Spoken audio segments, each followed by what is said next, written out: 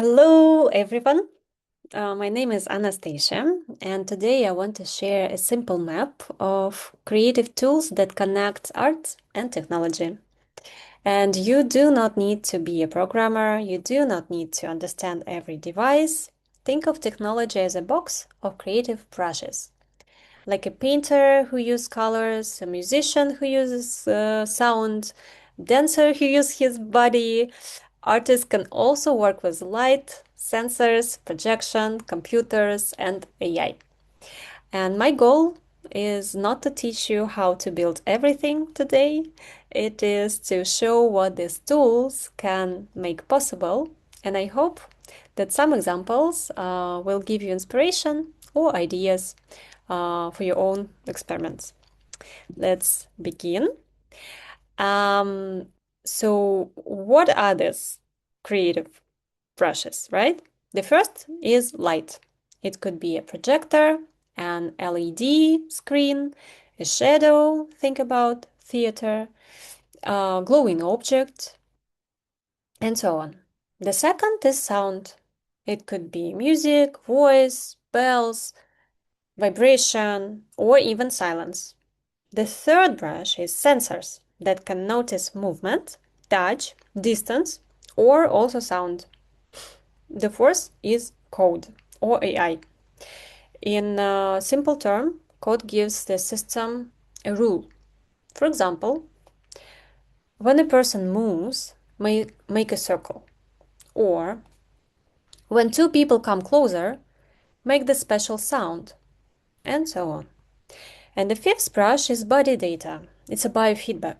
A heartbeat, breath, or skin response, or vibration of your voice can become light, sound, image, or story. The tool doesn't decide the experience, your intention does. Um, Interactive art is like a conversation between person and a space. First, someone does something. They move, speak, touch an object, or take a breath. This is action.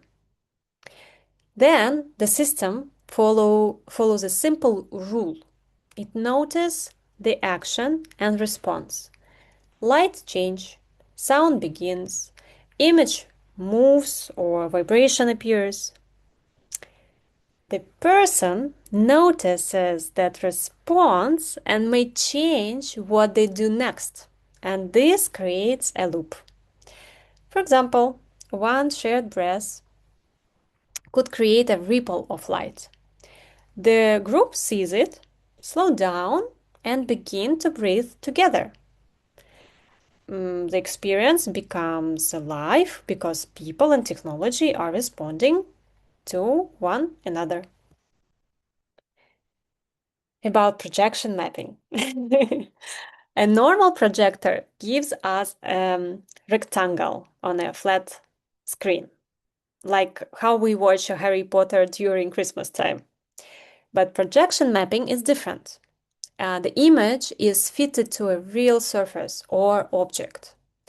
You can project onto a wall, floor, sculpture, fabric, tree, or something very small. And I know one group of artists who do projections to mushrooms in the forest, and they're using very tiny projectors. The computer helps the image follow the shape. A stone can appear to glow from inside, a wall can become a forest, a tent or your room can become a field of stars. The important thing is that a familiar place can become symbolic without building a completely new environment. Um, and four roles for projection. First, projection can transform a place, as I mentioned, like tent or wall or your room can feel like another world, for example, a garden. Second, it can reveal something invisible. Breath can become a cloud of light. Voice can become color or moving wave. Third, it can gently guide a group. Light can invite people to walk, or pause, or gather, or form a circle. Fourth, it can animate an object, a tree, a stone, a sculpture. It all can appear to wake up. Imagine a tree trunk with an animated face, for example, that is talking to you. Generative does not simply mean random. It means that the artist create a system of conditions instead of drawing every moment by hand. Think of a digital garden. You choose the seeds, the weather, and the boundaries, but the garden can still grow differently every time. In the same way, a quiet voice might make a soft shapes. A loud voice might release brighter particles, and collective wish might become a shared visual landscape. The important idea is that the artwork can feel alive. It can respond to movement, memories, wind, rain, sound, online participation, and something else.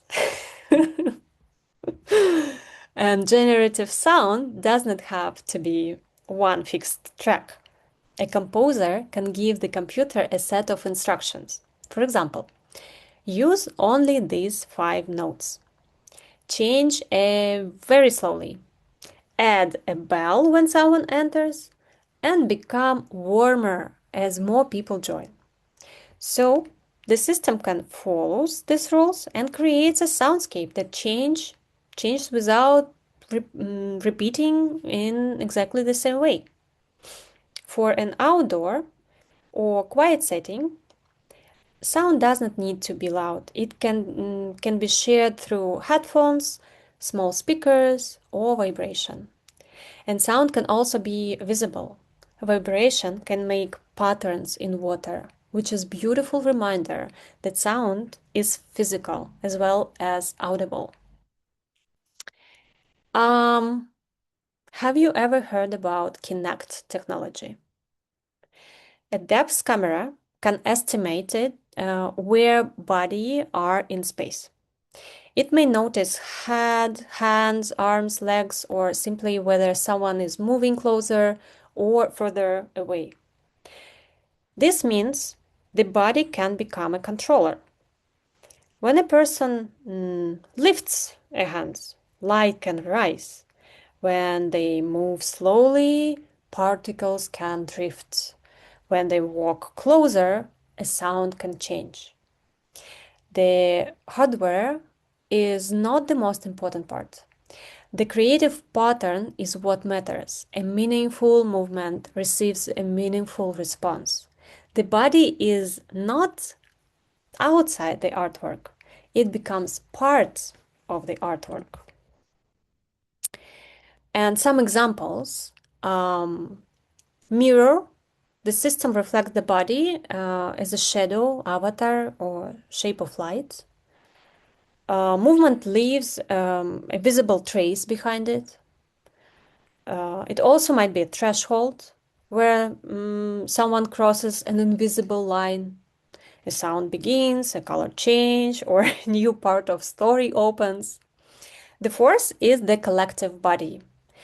This is very interesting. Several people together can control one image or one sound. The fifth is an offering gesture.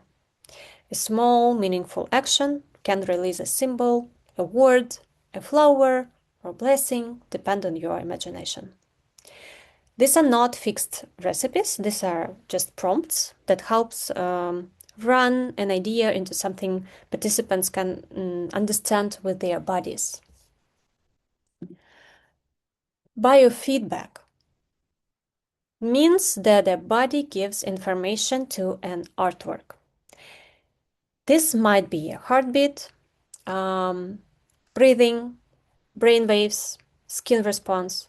Usually these signals are invisible, but they can become light, sound, image, movement, or the next chapter of the story.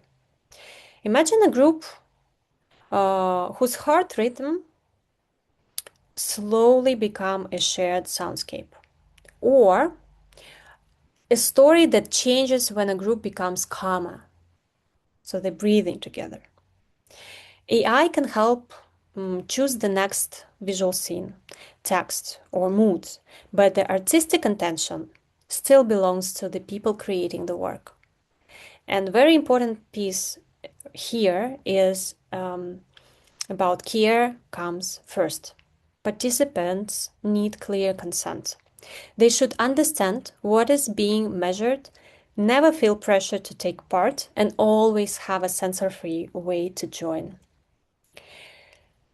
Personal data should not be stored unless it is truly necessary. This is also important to mention. And use these 5 questions to turn an idea into first prototype. First, what feeling or value matters? This is intention. Second, what does one person do? This is gesture. Third, what can the system notice? That is input. Fourth, what change in the space? This is response. The fifth, what becomes collective? This is sharing.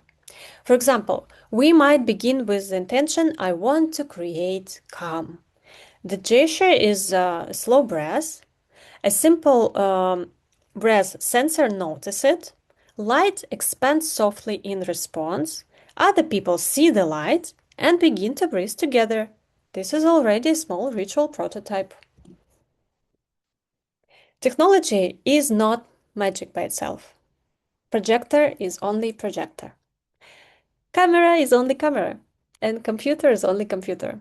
The meaningful part happens in the relationship between the idea, a group of people, and a tool used with care. Technology can help us see something invisible, listen more closely, move together, or imagine together.